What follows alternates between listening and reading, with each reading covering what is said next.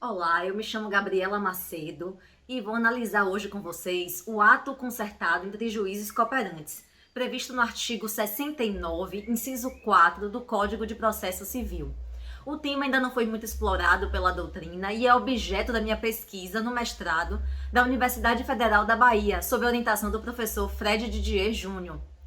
O tema se insere no contexto da cooperação judiciária nacional, que é um complexo de atos e instrumentos que materializam esses atos de interação entre os órgãos do Poder Judiciário entre si e com outros órgãos que não integram o Poder Judiciário, bem como o juízo arbitral, para a condução, julgamento dos processos judiciais e para a gestão do Poder Judiciário. E dela, da cooperação judiciária, é possível extrair diversas técnicas, como a centralização de processos repetitivos, a reunião de execuções fiscais, a produção coletiva de prova, que podem contribuir para dar mais eficiência à tramitação e ao julgamento dos processos no Poder Judiciário e para a melhor adequação da tutela jurisdicional. Se trata, portanto, de um campo fértil, para se extrair dele essas técnicas, e um campo fértil para a melhoria da qualidade da prestação jurisdicional. A cooperação judiciária não era um tema, era um não tema no Código de Processo Civil de 73 e no Código de 2015 ganhou a devida importância com um destaque em capítulo próprio nos artigos 67 a 69.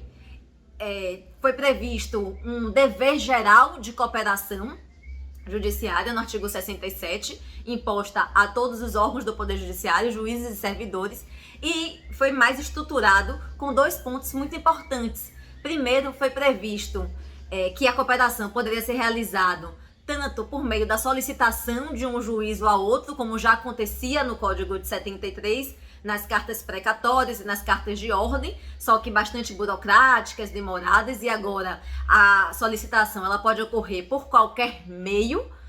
E também foi previsto que a cooperação pode ocorrer por concertação, por acordo entre os órgãos do Poder Judiciário ou entre os órgãos do Poder Judiciário e outras instituições. E nesse caso, quando for com outras instituições, nós teremos os protocolos institucionais, que já são conhecidos, já são praticados na Justiça. E quando for realizado entre os órgãos do Poder Judiciário, aí nós temos um instituto totalmente inédito do Código de Processo Civil de 2015, nós teremos o ato concertado entre juízes cooperantes.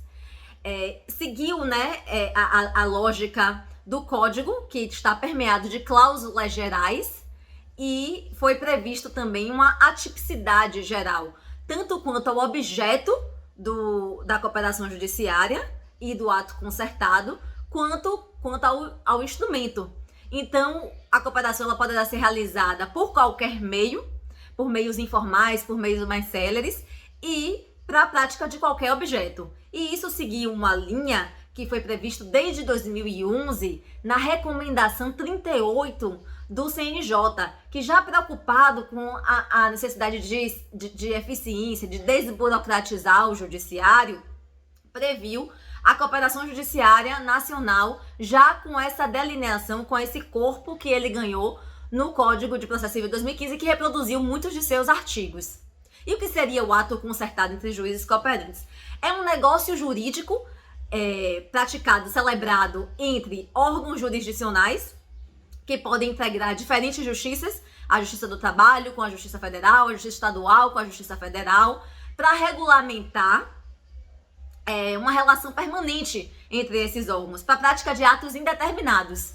Então vai funcionar como uma fonte de normas processuais e das quais se pode extrair aquelas técnicas das quais eu já falei, como a centralização de processo repetitivo, a produção coletiva de prova e tantas outras que podem contribuir com a eficiência para o Poder Judiciário. E disso surgem diversas questões que precisam ser enfrentadas, e esse é o grande problema, desse tema, que é quais são os limites e quais são as diretrizes para a prática do ato concertado entre juízes cooperantes, que não foi previsto. Esses limites não foram previstos no Código.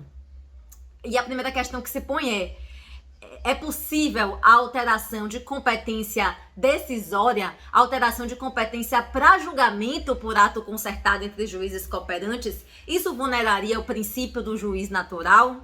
E a resposta é que é possível sim a alteração sem vulnerar o princípio do juiz natural. Assim como o Código previu o incidente de resolução de demandas repetitivas, o incidente de assunção de competência, o ato concertado figura no Código como uma causa, né, legalmente prevista de alteração de competência. Foi lá expressamente previsto que é possível a celebração do ato concertado para centralização de processos repetitivos. E isso vem na linha de uma nova concepção que está sendo construída acerca do princípio do juiz natural, que compatibiliza esse princípio com os ditames da eficiência necessárias à gestão do judiciário.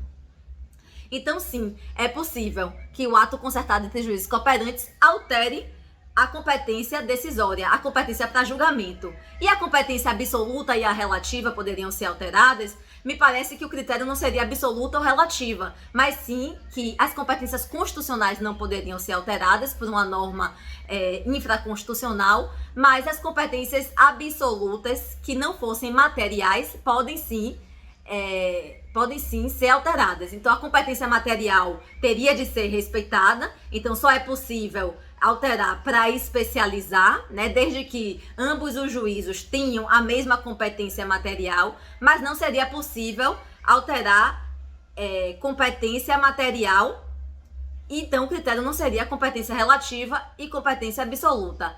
E a escolha do juízo, como será feita? É preciso observar necessariamente os critérios da prevenção? Não. A Resolução 350 do CNJ, que foi editada em 27 de outubro de 2020 e vem a reforçar o uso da cooperação judiciária nacional pelo judiciário, já prevê a possibilidade de os juízes, em acordo, definirem qual será o juízo mais adequado para a tramitação das ações que sejam objeto do ato concertado entre juízes cooperantes. Vejam que isso é paradigmático. E essa resolução já prevê a possibilidade da centralização para a decisão de questões comuns. Então, nós temos que refletir sobre esse tema. É um tema muito interessante, muito promissor para o judiciário, né, e para a melhoria dessa prestação jurisdicional. E eu deixo aí para vocês o convite para o estudo, tá? Muito obrigada.